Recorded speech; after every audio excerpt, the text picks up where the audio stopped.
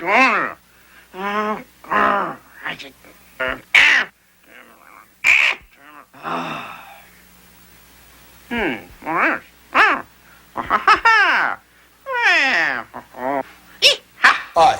my name is Penn, and this is my partner, Teller.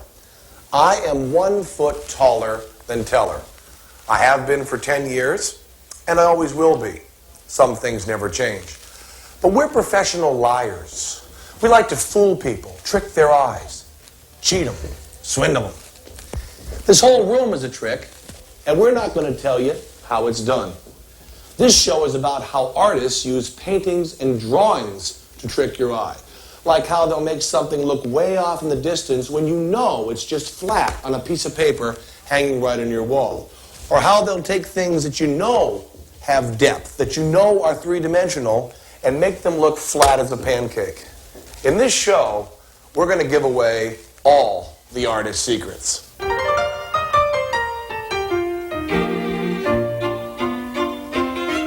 These houses all look flat. Those quilters had the knack. I can't see any room for rooms. The front door's in the back. These houses start out flat, but then there's depth I like. You'd like to stroll back to those hills. I'd rather take my bike. Flat as the paint on the walls of your bedroom. Flat as the grass where a hippo has sat. Deep as a field that goes back to the sunset. I've hit a baseball way deeper than that. The artist made these dancers flat so he could catch your eye. Well, maybe so, but 2 of them are floating in the sky. This game of snap the whip has started flat, you'll find. But look, that last boy's pretty deep. But flat on his behind. Flat as the paint on the walls of your bedroom. Flat as the grass where a hippo has sat. Deep as a field that goes back to the sunset. I've made a cat jump farther than that.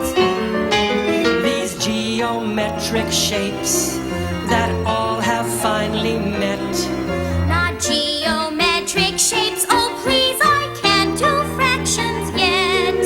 Here's one with shapes, but look how deep into the back you sink. There's space back there you could explore. My spaceship's on the blink. Flat is just surface deep, let your eye in.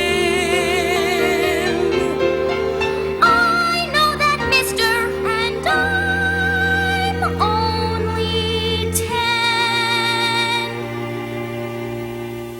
Artists do a lot of tricks with their paintings. That's not one of them. That's a swindler doing a trick with his sleeve.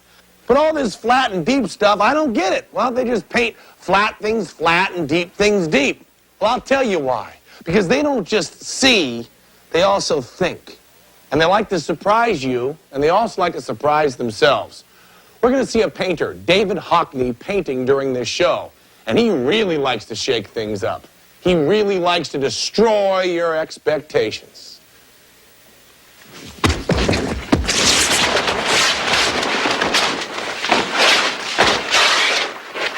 Maybe it was Wacky Wednesday for him. He just wanted to draw something that really looked crazy. You couldn't probably see too good. It looks like a big fat man sat on a chair and he squashed it. You'd expect an artist to draw a chair right, wouldn't you? Okay, chill down, relax. Maybe you'll be able to figure out what Hockney thinks about when he makes these pictures.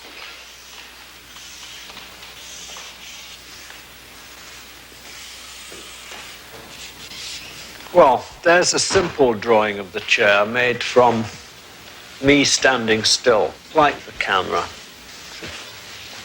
What I'm trying to get at, though, is we're so used to looking at pictures where The viewpoint is fixed. The artist, like the cameraman, stood still. We begin to think everything looks that way, don't we? But it's actually very unlike the way we see, because our lives are all about movement. We want movement. Now, if I walk round the chair and then think of what I saw, this seems to me would make it more real.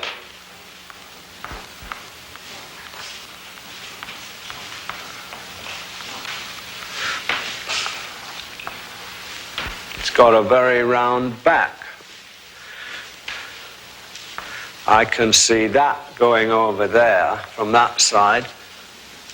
And then you could swing it back here and see it from this side as well.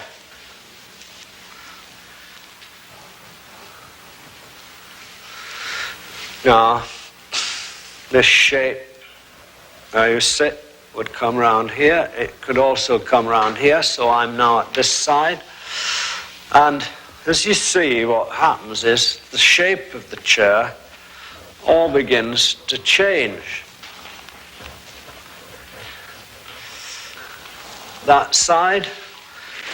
Anyway, what we're finishing up with, well, you think, this looks like a chair. This looks like a distorted chair.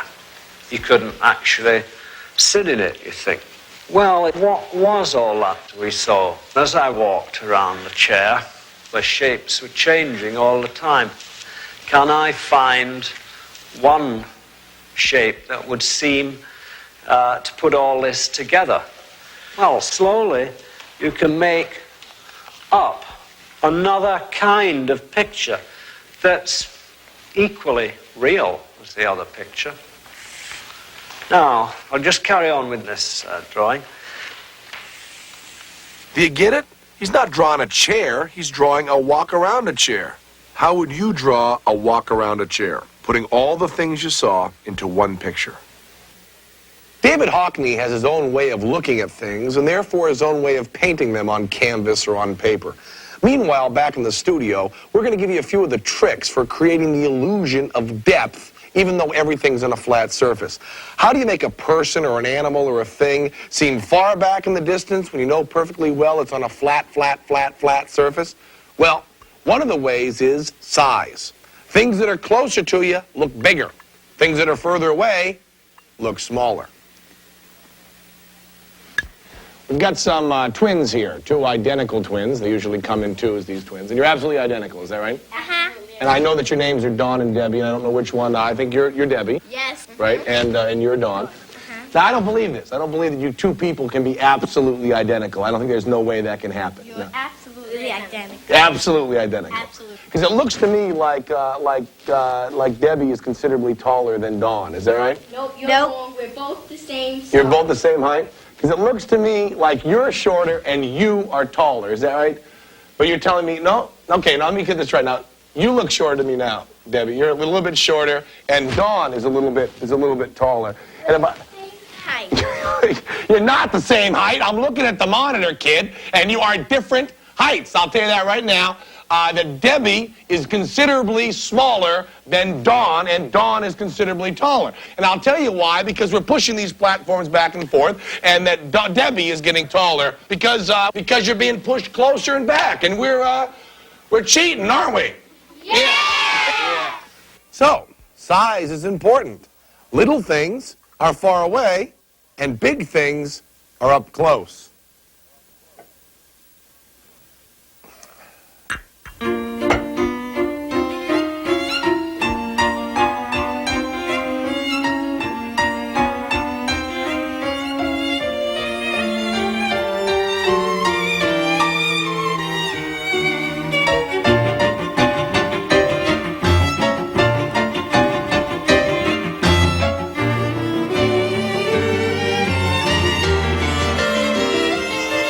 Another trick that artists use to make things look deep is overlap. They play on something that you take for granted. That when something is in front of something else, the thing that's in front covers up part of the thing that's in back. You can't see all of the thing that's in back. And that's not overlap, that's a swindle. Let's see how overlap works in the real world. Okay, who's in front? Tatiana or Mark? You can't tell, can you? But Mark, my man, scoot in toward me. See that? You know he's behind Tatiana because you can't even see him. Stick your head out, Mark. So you can tell which one's behind by which one you can't see all of. Let's bring someone else in. DMC, my man, come on in. Boom. We see that he is in front of Tatiana. And Ronnie is in front of them. And come on in, young. See if you can see where he's going to fit. And the rest of you, scoot on in. Come on, LaToya, Maria, Allison. Now, I want you to do something, guys. See that TV camera right there? Make sure you can all be seen. And you people at home, you can tell who's in front by how much you see of them. You're going to see all of Ronnie, and you're going to see very little of Allison. See? When you can't see all of something, that's the thing that's behind. Providing, of course, you know what that thing looks like. That's overlap for you.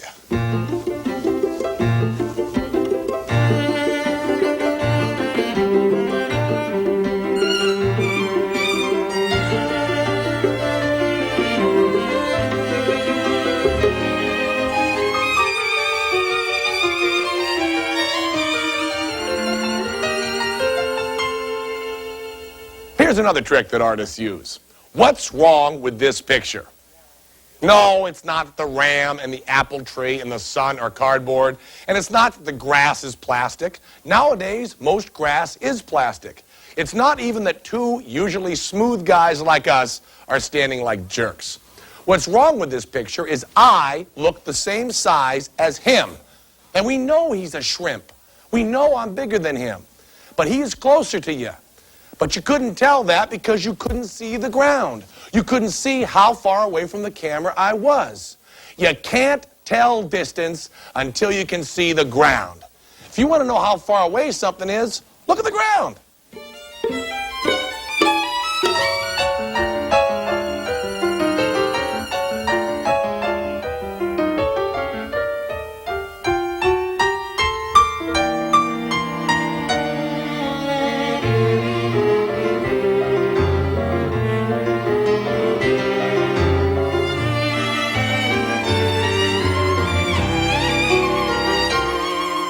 I'm a graphic artist. My name is Marilyn Ono, and I use the computer screen, which is a very flat surface, the way other artists use a piece of paper or a canvas or maybe a wall even. I can do many things that the computer can't do, but there's some things that the computer can help me do much better and much faster.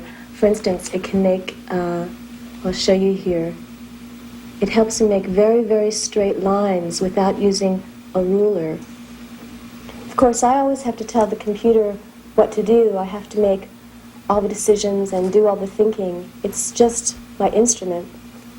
Just the way any painter can do, I can use my computer to create the illusion of depth. Let's make more ground. The line where the ground meets the sky is called the horizon line. Let's put a giraffe in our picture. There. Now another giraffe. You can see they're exactly the same size. But because things closest to the horizon line look like they're farther away from us, if I put the giraffe closer to the horizon line, it looks like it's farther away. And if I make it smaller, it looks like it's even farther away. Let's put another giraffe the same size, and we'll overlap them. We'll take another giraffe. Let's put it very close to the horizon line.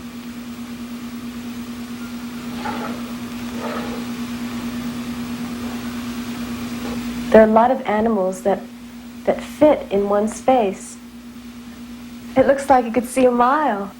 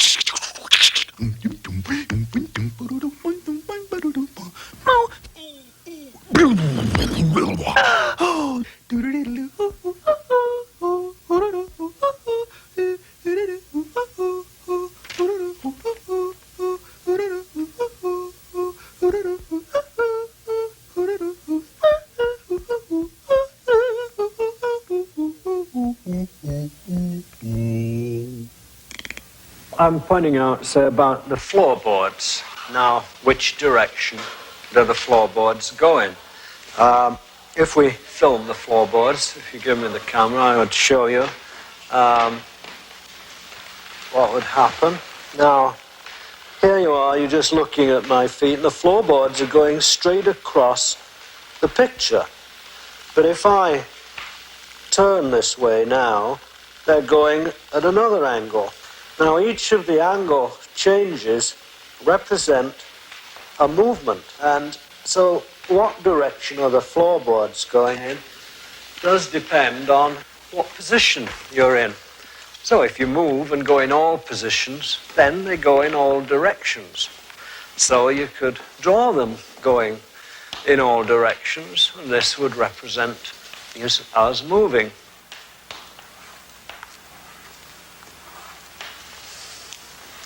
That might be one angle. Then, but if I've moved, now they're going at another angle. Now they're going up here. Now they're doing that. And they might be doing that. Or then they're doing that. Or then they're doing that. Then they're doing that. All angles can go in, and when you begin to see that the floor would relate to movement. Now, when you start drawing it, that movement, in a sense, makes space. So if I carry on with my drawing.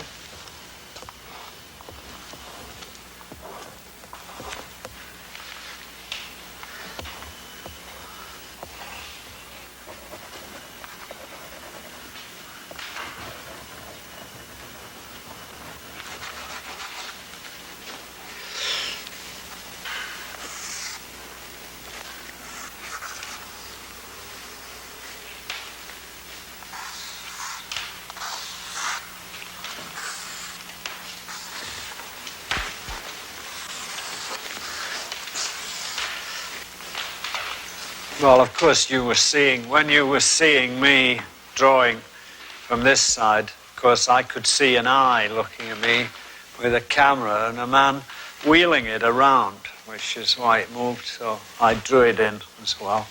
That is representing you, anyway. I'm only trying to take note of everything that happens in space and put it in.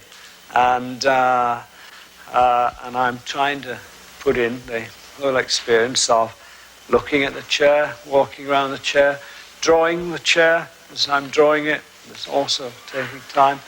This man looking at me all the time with this weird black eye, so you put that in as well.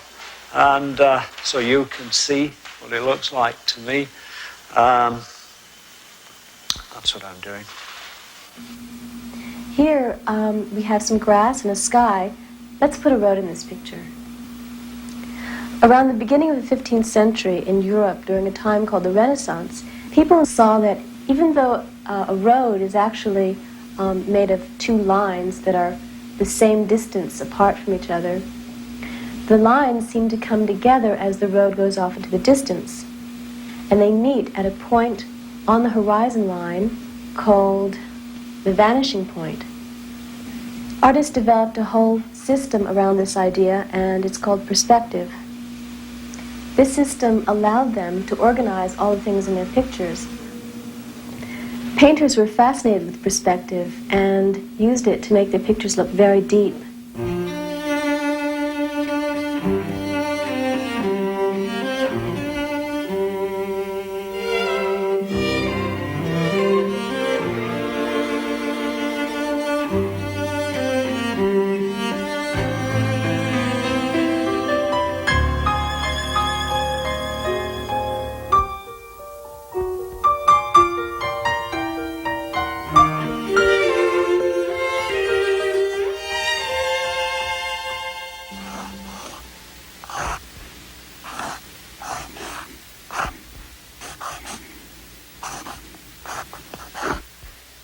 What's this, Aldo? What are you trying to do? Oh, I'm trying to draw a doghouse, Eddie, but I can't seem to make it work. Well, no wonder, Aldo. For a doghouse, you have to have a space to put it in. Oh? Like what? First, you need a horizon line, A horizon line? so you'll have some ground to put your doghouse on. Uh-huh. Now, where would you want it? I want it right here. Where do you think I want it? Okay, you sit right there. I'll be right back. Eddie, where are you? You've almost vanished. Right. I'm putting a vanishing point on the horizon line, as near this edge as I can. And now I'm drawing perspective lines from the vanishing point to the place where you want to put your doghouse. You better hurry, Eddie. It's gonna rain. Hey! Take it easy. I need another vanishing point. Hey, Eddie, I can see where my house is gonna be. Uh-oh, but I think it's gonna need a roof right away. Wait a minute. The first thing you're gonna need is a foundation. And you've got to decide what kind of a house you want. Oh, well, I want something about this high and kind of fancy maybe, huh? Like a Greek temple. Or the Egyptian pyramids. Or like the Colosseum in Rome. How about a Gothic cathedral? Or a skyscraper. Shut up, Aldo. I've got to think about it. What you need is a framework with strong studs. Hurry! And a pitched roof, a door in front, And my name above the door. and some trees in front of the house, and a storm to go away, and some mountains in the distance, Oh, I like that. and a road, and a fence. And a new car to drive on the road. Eddie, I think we're also going to need a driveway and a garage and a guest room for the chauffeur and all... Hold it, Aldo! Hold it!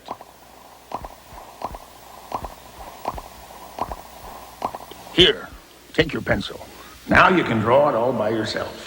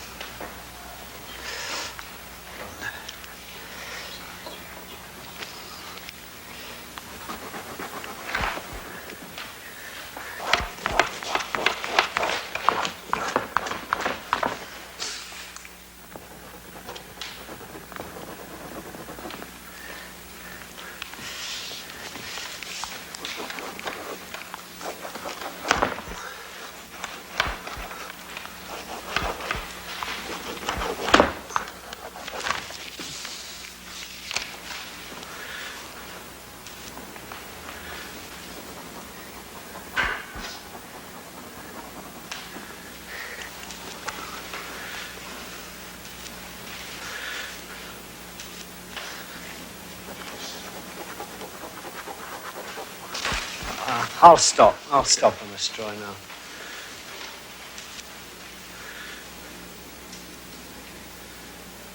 It's very real. Very real. It's a very real crayon drawing. But what you're seeing is, of course, a television photograph, a real television picture of a drawing made on paper. There's many different ways you can actually look at the world, and we now tend to think the world does look like the television camera shows us, but you've just to start thinking a bit and seeing it differently, thinking how you see. Looks like a memory that he had, and he drew it. It's pretty neat. It's all different views bunched up together. And yeah, it's the floor. It's like roads to different directions of the room. It's sort of flat, but the chair jumps out. Sometimes you can say it's deep and flat. I don't know. Those artists, man, those guys, they'll do anything they can just to mess with you. You know, they just change any way you think about space. Got it? I'm Penn. This is Teller. Stay fresh. Chairs change their shapes wherever you're standing. You see the chair in a different way. It's part of the game that artists are playing.